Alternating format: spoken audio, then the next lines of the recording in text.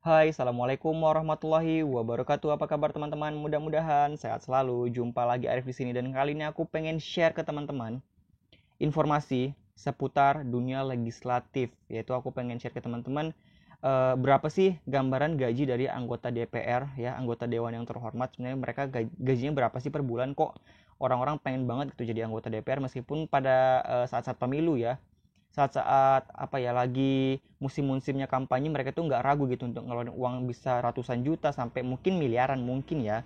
Ini juga aku cuma dengar-dengar doang sih, nggak tahu fakta di lapangan seperti apa, tapi memang sepertinya sih nggak dikit gitu mereka ngeluarin uang untuk biaya kampanye. Dan kita pengen tahu sebenarnya benefit yang mereka dapatkan itu sebanding nggak sih dengan apa yang udah mereka keluarkan gitu ya. Dan kali ini kita akan ngebahas mengenai itu, sebenarnya mereka dapat gaji berapa sih para anggota dewan itu gitu.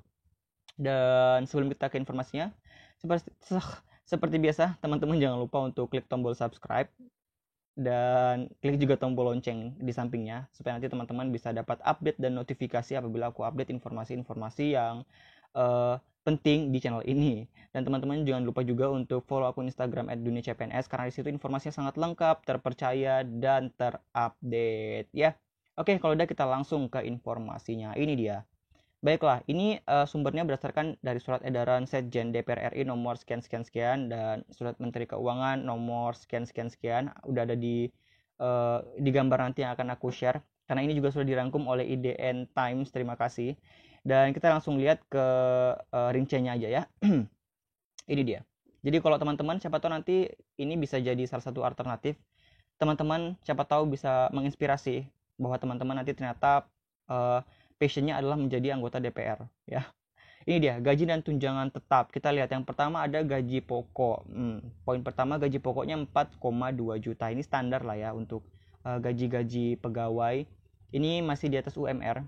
Kemudian ada tunjangan istri ya. Tunjangan istri ini wow. Jadi pasti cuman buat yang sudah beristri. Lalu itu sebesar 420.000.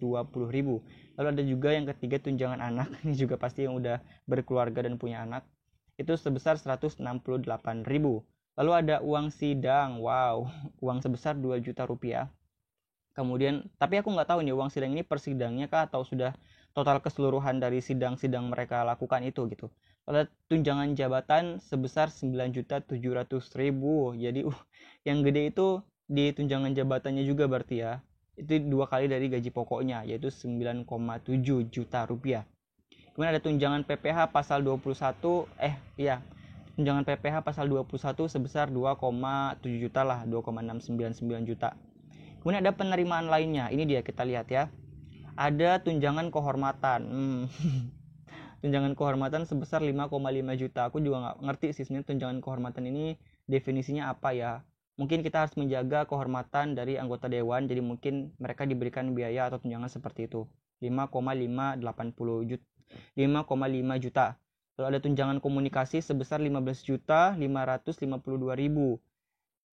Komunikasi 15 juta. Ya mungkin anggota dewan perlu untuk berkomunikasi ya. Jadi mereka dikasih cukup banyak tunjangan untuk melakukan komunikasi karena memang ya mereka pasti kan harus sering-sering rapat ya. Ya gitulah. 15 juta untuk komunikasi.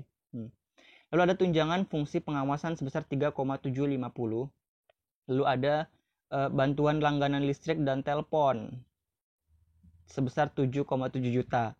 Jadi ini listriknya juga dibayarin ya dan teleponnya juga. Berarti ini telepon sama komunikasi itu dibedakan dong ya. Berarti komunikasi ini yang seperti apa ya? Nggak tahu deh. Lalu ada asisten anggota yaitu sebesar 2,250. Berarti anggota DPR ini punya asisten di mana dikasih tunjangan 2,250. 2,2 juta.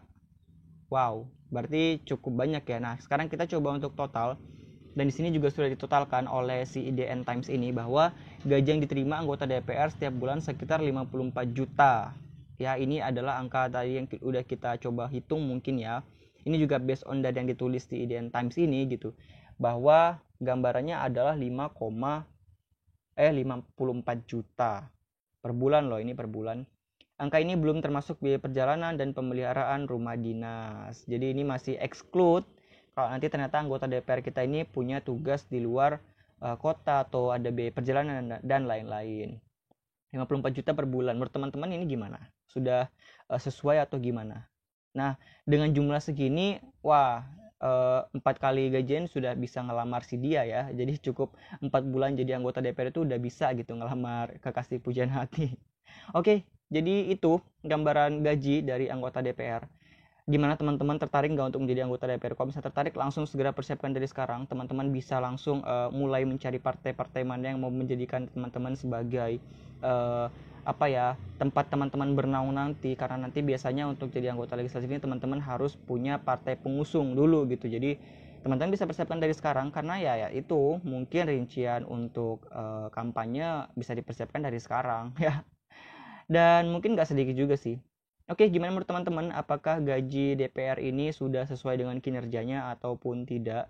Ya, mengingat ini nggak bisa dibandingkan juga sih. Mungkin juga nanti akan teman-temannya ada yang ngebandingin gimana kalau misalnya dengan gaji-gaji para guru honorer yang 2 bulan bahkan belum tentu gajian. Teman-teman silahkan komen di bawah menurut teman-teman seperti apa. Kalau misalnya teman-teman emang pengen merubah keadaan itu dan sudah merasakan bagaimana susahnya menjadi guru honorer atau pegawai-pegawai yang memang bergaji kecil, itu teman-teman silahkan, siapa tahu jalannya memang adalah menjadi anggota DPR dan teman-teman bisa langsung mengaspirasikan aspirasi-aspirasi masyarakat yang teman-teman bisa bawa nanti ke rapat dewan rapat dewan lah gitu ya, apapun istilahnya. Oke, dan mungkin itu informasi yang bisa berikan ke teman-teman, mudah-mudahan bermanfaat, dan jangan lupa untuk share video aku ke teman-teman kalian dan biar mereka juga bisa update dengan informasi ini. Oke, terima kasih dan insya Allah kita akan jumpa lagi di video selanjutnya. Assalamualaikum warahmatullahi wabarakatuh dan sampai jumpa, bye bye.